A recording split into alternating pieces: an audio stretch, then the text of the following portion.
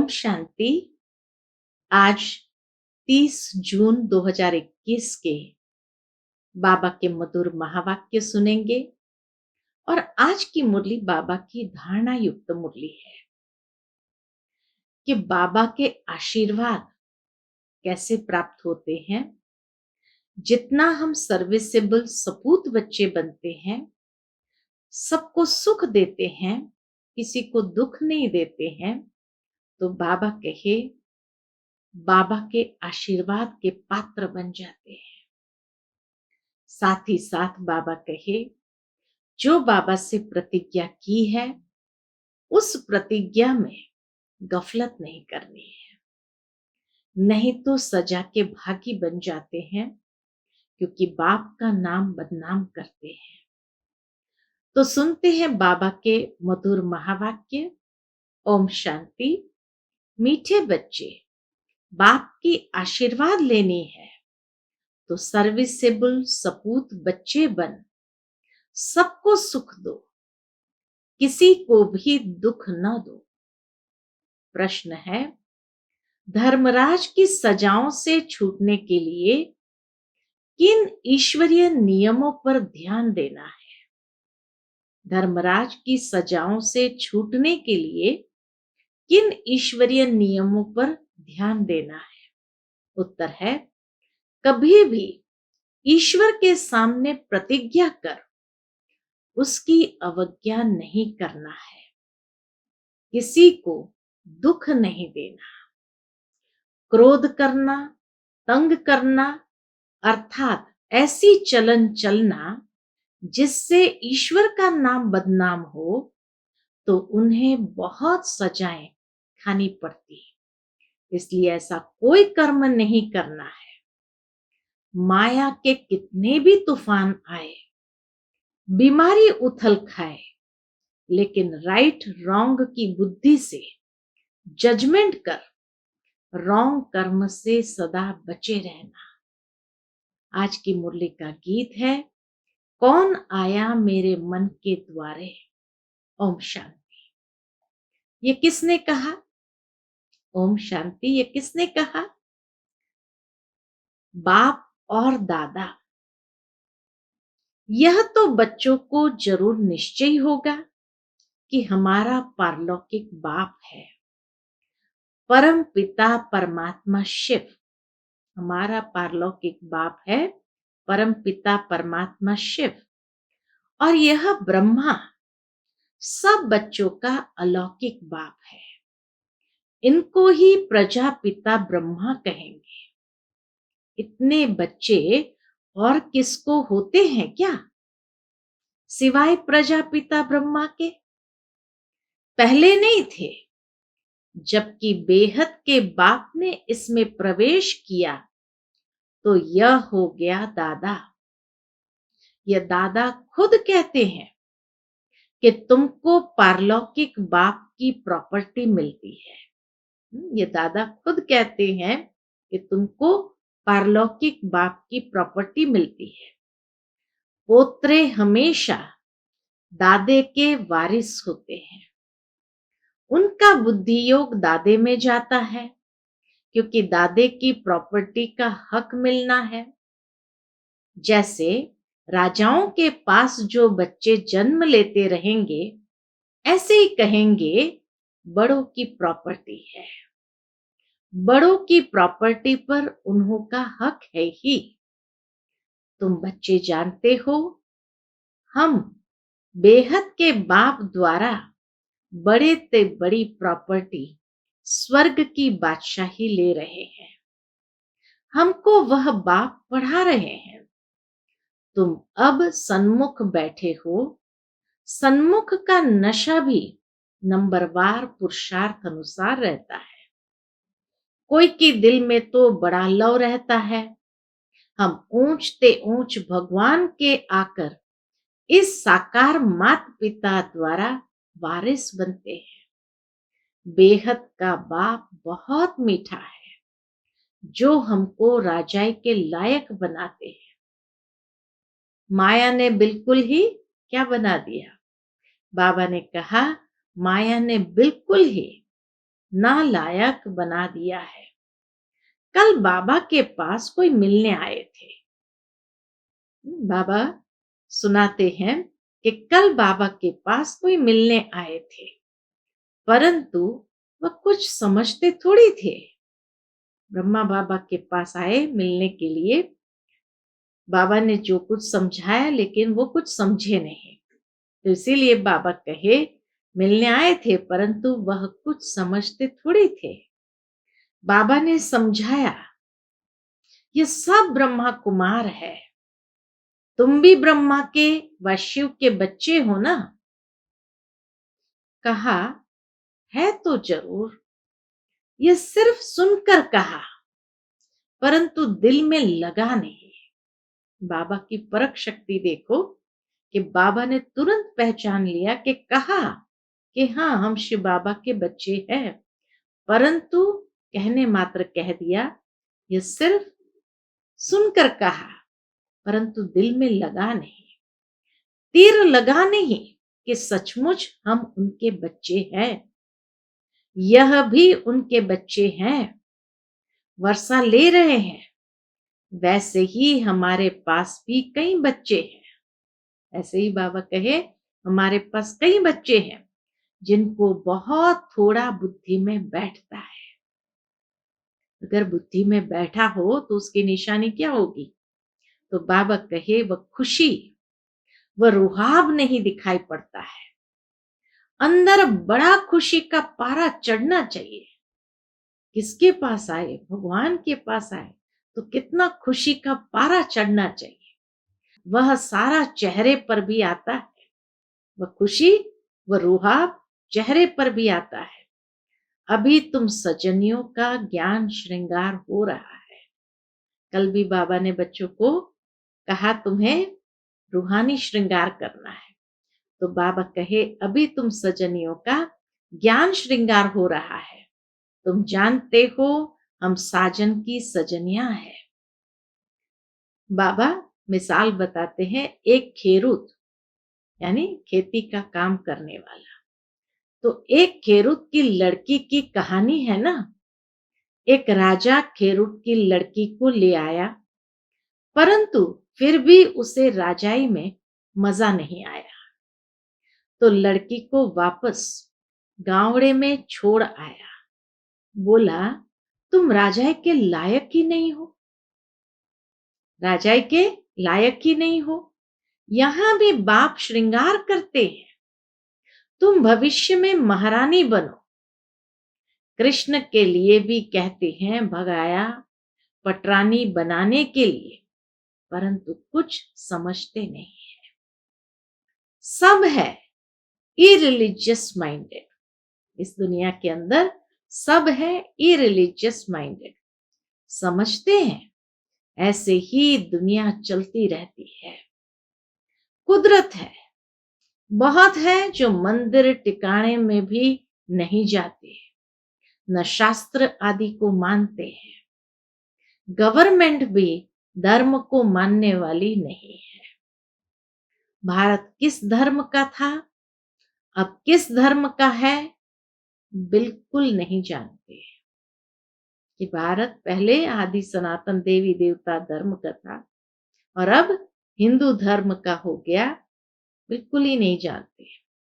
अभी तुम बच्चे हो दैवी कुल के। जैसे वह क्रिश्चियन कुल के हैं, वैसे तुम हो ब्राह्मण कुल के। बाबा कहे, वैसे तुम ब्राह्मण कुल के हो। बाप कहते हैं, पहले पहले तुम बच्चों को पतित शूद्र से ब्राह्मण बनाता हूं। पावन बनते बनते फिर 21 जन्म के लिए तुम दैवी संप्रदाय बन जाएंगे, दैवी गोद में जाएंगे। आगे थे आसुरी गोद में, आसुरी गोद से फिर तुम ईश्वरीय गोद में आए हो। एक बाप के बच्चे कौन हो गए? एक बाप के बच्चे भाई बहन है। यह एक वंडर है। सब कहेंगे हम ब्राह्मण कुल के हैं, हमको तो श्रीमत पर चलना है, सबको सुख देना है, रास्ता बताना है। दुनिया में कोई नहीं जो मुख से कहे बेहद के बाप से बेहद का वर्षा कैसे लिया जाता है। तुमको बेहद का बाप मिला है, तुम ही उनके बच्चे बने हो। बुद्धि से जानते हो, कल्प पहले जिन्होंने बाप से वर्षा लिया होगा वही आकर लेंगे। थोड़ा भी बुद्धि में होगा तो कभी न कभी आकर पहुंचेंगे, आएंगे तो कुछ न कुछ लेने लिए। तुम्हारे में भी नंबरवार जानते हैं, बाबा को नंबरवार जानते हैं। आज पावन बनने लिए आए हैं, कल फिर पतित बन पड़ते हैं। किसका खराब संग लगने से भूल जाते हैं कि बाप का बनकर फिर बाप को छोड़ा तो बहुत पापात्मा हो जाते हैं। जैसे कोई किसका खून करते हैं तो पाप लगता है, वह पाप भी थोड़ा है। यहां जो बाप का बनकर फारगती दे देते हैं, प्रतिज्ञा कर फिर विकारी बन पड़ते हैं, तो बहुत पाप लगता है। अज्ञान काल में इतना नहीं लगता जितना ज्ञान में लगता है। अज्ञान काल में तो मनुष्य में क्रोध कॉमन होता है। यहां तुमने किस पर क्रोध किया तो 100 गुना दंड हो जाता है। अवस्था बिल्कुल गिर जाती है, क्योंकि ईश्वर का फरमान नहीं मानते हैं। धर्मराज का फरमान मिलता है, पवित्र बनना है। तुम ईश्वर का बन जरा भी उनके फरमान की अवज्ञा की तो 100 गुना दंड चढ़ जाता है। क्रिएटर तो वो एक है, ब्रह्मा विष्णु शंकर भी उनकी रचना है। धर्मराज भी क्रिएशन है। धर्मराज का रूप भी बाबा साक्षात्कार कराते हैं। कई संदेशी बहनों को धर्मराज का साक्षात्कार हुआ है, सजाओं का साक्षात्कार हुआ है। फिर उस समय सिद्ध कर बतलाते हैं, देखो तुमने प्रतिज्ञा की थी, हम क्रोध नहीं करेंगे, किसको दुख नहीं देंगे, फिर भी तुमने इनको दुख दिया, तंग किया, अब खाओ सजा। बिगर साक्षात्कार सजा नहीं देते हैं। प्रूफ तो चाहिए ना। वह भी समझते हैं बरोबर मैंने बाप को छोड़कर यह कुकर्म किया। बदनामी कराने से फिर बहुतों पर आफत आ जाती है। कितनी अबलाएं बंधन में आ जाती है। बदनामी एक व्यक्ति करता, लेकिन उसके कारण कई बांधेलियां बन जाती है। सारा दंड बदनामी कराने वालों पर पड़ जाता है। इसलिए बाप कहते हैं, बड़े ते बड़ा पाप आत्मा देखना हो तो यहां देखो।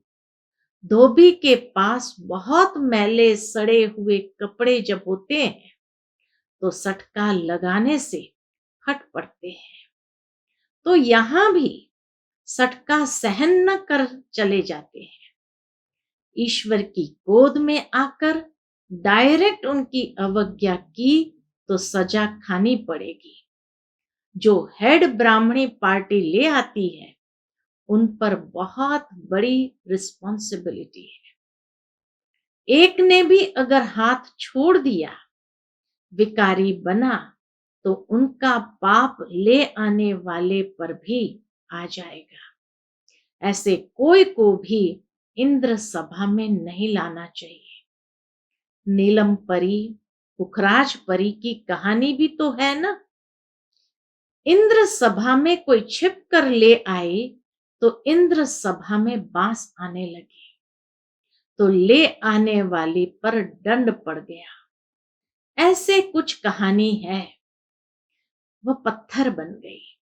बाबा पारसनाथ बनाते हैं, फिर अगर अवज्ञा की तो पत्थर बन जाते हैं। राजाई पाने का सौभाग्य गंवा देते हैं। समझो कोई गरीब राजा की गोद लेते हैं। अगर नालायक बन पड़ा और राजा निकाल देवे तो क्या होगा? फिर कंगाल के कंगाल बन पड़ेंगे। यहाँ भी ऐसे है। फिर बहुत दुख महसूस होगा। इसलिए बाप कह देते हैं कभी भी कोई अवज्ञा नहीं करना। बाप है साधारण, इसलिए शिव बाबा को भूल साकार में बुद्धि आ जाती है। अब तुम बच्चों को श्रीमत मिलती है। क्या श्रीमत मिलती है? जो गंदे बन पड़ते हैं ऐसे फिर इंद्र सभा में बैठ न सके। हर एक सेंटर इंद्रप्रस्थ है जहां ज्ञान की वर्षा हो रही है। नीलम परी, पुखराज परी नाम तो है ना। नीलम रतन को कहते हैं। यह बच्चों पर नाम रखे जाते हैं। कोई तो बहुत अच्छा जैसे रत्न है, कोई फ्लॉ नहीं है। जवाहरत में कोई कोई बहुत दागी होते हैं, कोई एकदम प्योर होते हैं। यहाँ भी नंबरवार रत्न है। कोई कोई रत्न बहुत वैल्यूएबल है, बहुत अच्छी सर्विस करते हैं। कोई तो सर्विस के बदले डिससर्विस करते हैं। गुलाब के फूल और अक के फूल में भी कितना फर्क है। शिव पर दोनों चढ़ाते हैं। अब तुम जान गए हो हमारे में फूल कौन कौन है। उनकी ही सब मांगनी करते हैं कि बाबा हमको अच्छे अच्छे फूल दो। अब अच्छे अच्छे फूल कहाँ से लाए? रतन जोत फूल तो कॉमन होते हैं। बाबा कहे रत्न जोत फूल तो कॉमन होते हैं। ये बगीचा है ना, तुम ज्ञान गंगाएं भी हो। बाबा तो सागर ठहरा ना। ये ब्रह्मा है, ब्रह्मपुत्रा बड़े ते बड़ी नदी। कलकत्ते में ब्रह्मपुत्र नदी बहुत बड़ी है, जहां सागर और नदी का बड़ा भारी मेला लगता है। बरोबर ज्ञान सागर बाबा है। यह चैतन्य ज्ञान सागर है। तुम भी चैतन्य ज्ञान नदियां हो। वह तो है पानी की गंगाएं। वास्तव में नदियों पर नाम पड़ा है, परंतु आसुरी संप्रदाय यह भी भूल गए। हरिद्वार में गंगा के किनारे पर चतुर्भुज का चित्र दिखाते हैं। उनको भी गंगा कहते हैं, परंतु मनुष्य समझते नहीं कि ये चतुर्भुज कौन है। बरोबर इस समय तुम स्वदर्शन चक्रधारी बनते हो। तुम हो सच्ची ज्ञान नदियां। वह है पानी की। वहां जाकर स्नान करते हैं। गंगा में जाकर स्नान करते हैं। समझते कुछ भी नहीं, बस देवी है। गंगा को देवी समझ लेते। मनुष्य को तो कभी 4-8 पूजा होती नहीं, कुछ भी अर्थ नहीं समझते। तुम बच्चे जानते हो बाबा हमको क्या बनाते हैं। हम तो 100% बेसमझ थे। बाबा की गोद लेने से हम स्वर्ग के मालिक बनते हैं। भल यहाँ कोई राजा हो, परंतु स्वर्ग के सुख और अभी के सुख में रात दिन का फर्क है। भले इस समय कोई राजा भी है, लेकिन बाबा कहे सतयुग के राजाई का सुख और अभी के राजाई का सुख में रात दिन का फर्क है। तुम्हारे में कोई ऐसे भी है जो बाप को नहीं समझते हैं, तो अपने को भी नहीं समझते। देखना चाहिए कि मैं कितनी खुशबू देता हूं। मैं कितनी खुशबू देता हूं। उल्टा सुल्टा तो नहीं बोलता हूं, क्रोध तो नहीं करता हूं। बाप झट चलन से समझ लेते हैं। बाबा झट चलन देख समझ लेते हैं कि ये बच्चा कैसा होगा। सर्विसेबल बच्चे बाप को बहुत प्यारे लगते हैं। सब तो एक जैसे प्यारे नहीं लग सकते हैं। ऐसे बच्चों के लिए अंदर से ऑटोमेटिकली आशीर्वाद निकलती है। सर्विसेबल बच्चों के लिए बाबा कहे अंदर से ऑटोमेटिकली आशीर्वाद निकलती है। बाप का नाफरमान वरदार बच्चा होगा तो बाप कहेंगे ऐसा बच्चा मुआ भला, कितना नाम बदनाम करते हैं। इसको कहा जाता है तकदीर। किसकी तकदीर में क्या है झट पता लग जाता है। बाबा समझाते हैं ये सपूत बच्चा है, वह कपूत है। बाप दादा को नहीं पहचाना, तकदीर में वर्षा लेना नहीं है तो क्या करेंगे। इस ज्ञान मार्ग में कायदे बड़े कड़े हैं। बाप पवित्र बने और बच्चे न बने तो वह बच्चा हकदार नहीं हो सकता है। प्रैक्टिकली ब्रह्मा बाबा ने करके दिखाया कि बाबा ने अपनी सारी प्रॉपर्टी माताओं का ट्रस्ट बना करके उनको समर्पित कर दिया। फिर जब लौकिक बच्चे ने कहा कि हमें कुछ दो तो बाबा कहे इसमें तुम्हारा हक नहीं है। तो बाबा कहे बाप पवित्र बन और बच्चे न बने तो वह बच्चा हकदार नहीं हो सकता है। उसको बच्चा नहीं समझेंगे। फिर कहेंगे हम तो शिव बाबा को वारिस बनाएंगे, तो बाबा 21 जन्म के लिए हमको रिटर्न में देंगे। इसका मतलब यह नहीं कि बाबा के पास आकर बैठ जाना है, नहीं। गृहस्थ व्यवहार में रहते सबको संभालना भी है, परंतु ट्रस्टी होकर रहना है। ऐसे नहीं कि तुम्हारे बच्चों आदि को बाप बैठ संभालेंगे, नहीं। ऐसे ख्यालात वाले भटक पड़ते हैं। यहाँ बाबा के पास तो बिल्कुल पवित्र चाहिए। अपवित्र कोई बैठ न सके, नहीं तो पत्थर बुद्धि बन जाएंगे। बाबा कोई श्राप नहीं देते हैं, यह तो एक लॉ है। बाबा कायदा बताते हैं। बाप कहते हैं फिर खबरदार रहना, कर्मेंद्रिय से कोई पाप किया तो यह मरा, बड़ी भारी मंजिल है। बाबा का बच्चा बना तो फिर बीमारी सारी उथल खाएगी। डरना नहीं है। वैद्य लोग भी कहते हैं फलानी दवाई से तुम्हारी बीमारी बाहर निकलेगी, तुम डरना नहीं। बाप भी खुद कहते हैं तुम बाप के बनेंगे तो माया रावण तुमको बहुत हैरान करेगा, खूब तूफान में ले आएगा।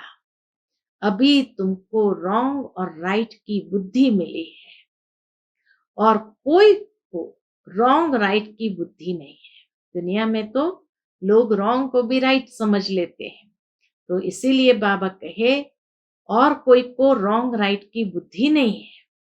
सबकी है विनाश काले विपरीत बुद्धि, प्रीत बुद्धि तुम्हारे में भी नंबरवार पुरुषार्थ अनुसार है। प्रीत बुद्धि वाले बाप की सर्विस बहुत अच्छी करेंगे। प्रीत बुद्धि जो होंगे वो बाप की सर्विस बहुत अच्छी करेंगे, सपूत कहलाएंगे और उन पर बाबा की आशीर्वाद स्वतः बरसती है। अच्छा, मीठे मीठे सिकिलते बच्चों प्रति माता पिता बाप दादा का याद प्यार और गुड मॉर्निंग। रूहानी बाप की रूहानी बच्चों को नमस्ते। हम सब रूहानी बच्चों की रूहानी माता पिता बाप दादा को याद प्यार गुड मॉर्निंग और नमस्ते नमस्ते। शुक्रिया बाबा, शुक्रिया। आज की मुरली से धारणा के लिए मुख्य सार। आज की तो पूरी मुरली ही धारणा युक्त थी, जिसमें बाबा ने बहुत बच्चों को अटेंशन खिंचवाया। फिर भी मुख्य सार, पहली पॉइंट, ईश्वर का बच्चा बनकर जरा भी उनके फरमान की अवज्ञा नहीं करनी है। इन कर्मेंद्रिय से कोई भी कुकर्म नहीं करना है, उल्टे सुलटे बोल नहीं बोलने हैं, सपूत बन बाप की आशीर्वाद लेने हैं। दूसरी पॉइंट, ट्रस्टी बनकर अपने गृहस्थ व्यवहार को संभालना है। ज्ञान मार्ग के जो कायदे हैं उन पर पूरा पूरा चलना है। राइट और रॉन्ग को समझकर माया से खबरदार रहना है। आज का बाबा का मीठा वरदान है, संपूर्ण स्टेज और स्टेटस की स्मृति से सदा उच्च कर्तव्य करने वाले बाप समान भव। संपूर्ण स्टेज और स्टेटस की स्मृति से सदा उच्च कर्तव्य करने वाले बाप समान भव। सदैव यह स्मृति में रहे कि मैं हर समय, हर सेकंड, हर कर्म करते हुए स्टेज पर हूं। तो हर कर्म पर अटेंशन रहने से संपूर्ण स्टेज के नजदीक आ जाएंगे। साथ साथ वर्तमान और भविष्य स्टेटस की स्मृति रहने से हर कर्म श्रेष्ठ होगा। यही दो स्मृतियां बाप समान बना देंगी। समानता में आने से एक दो के मन में संकल्पों को सहज ही कैच कर देंगे। बाबा कहे, समानता में आने से एक दो के मन के संकल्पों को सहज ही कैच कर लेंगे। इसके लिए सिर्फ संकल्पों पर कंट्रोलिंग पावर चाहिए। अपने संकल्पों की मिक्सचरिटी न हो। आज का स्लोगन है, ईर्ष्या और अप्राप्ति का कारण इच्छाएं हैं। जहां सर्व प्राप्तियां है वहां प्रसन्नता है। इतनी सुंदर बात एक ही लाइन में कह दी।